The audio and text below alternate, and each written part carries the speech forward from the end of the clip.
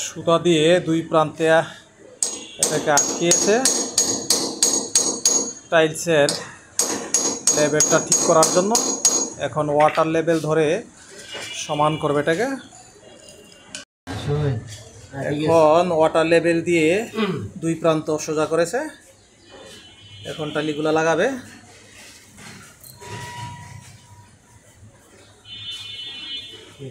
Water level করার পরে প্রথম সিরিয়াল টাইলস লাগানো হলো, এবার আস্তে ধীরে উপরের দিকে টাইলস লাগানো হবে। এই যে সুতাটি দেখতেছেন চিকন, এটাকে শল বলে। প্রত্যেকটা ওয়ালে যখন টাইলস লাগায়, টাইলসটা যাতে বাহিরে না বের হয় এবং ভিতরে না ঢুকে যায়, সেই জন্য সমান রাখার জন্য এই শল দিয়ে দেখে কিভাবে। এই যে শলটা প্লেন আছে, টাইলসগুলোর মধ্যে ব্রিক জয়েন্ট দেওয়া হচ্ছে। ক্রস বা স্টার দিয়ে একটা টাইলস থেকে অন্য একটি টাইলসে ফাঁকা রাখা হয়েছে। ক্রস দেওয়ার ফলে সম পরিমাণে জায়গা সব দিকে আছে। আমি টাইলসগুলো চয়েস করেছি 4.5 ইঞ্চি বাই 9.5 ইঞ্চি, যার ফলে ব্রিক জয়েন্ট দিলে দেখতে একটু সুন্দর দেখায়।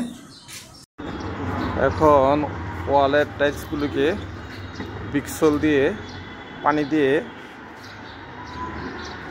শিরিষ কাগজের মাধ্যমে পরিষ্কার করতেছে, তারপর পুটিং লাগাবে।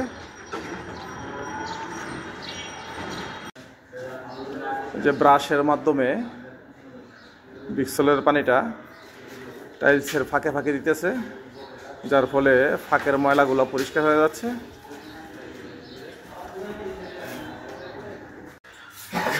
এই পুডিংয়ের কাজ করতেছে নজরুল ভাই এবং জলিল ভাই। এরা ঢাকার মধ্যে অন্যতম পুডিং মিস্ত্রি, হাতের কাজও খুব সুন্দর।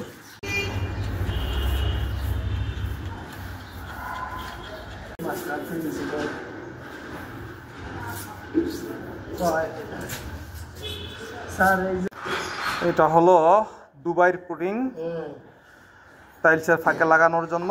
এক প্যাকেটে 2 কেজি থাকে। এটা এখন পানি দিয়ে গোলানো হবে। এই যে পানি দিয়ে গুলতেছে।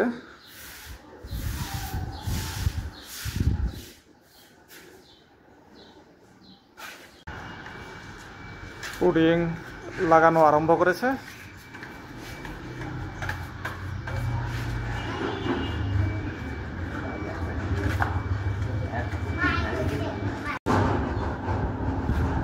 এখন পুডিংগুলা টাইলসের ফাঁকে আর একটু ভিতরে ঢুকানো হচ্ছে।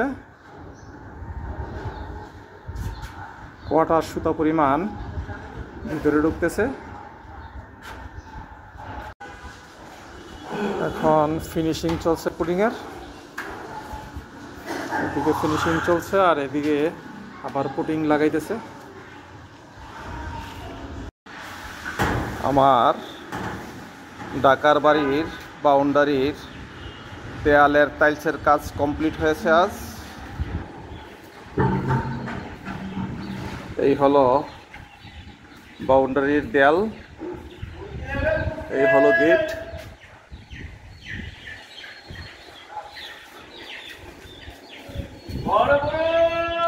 পুরো বাউন্ডারি কমপ্লিট হলো।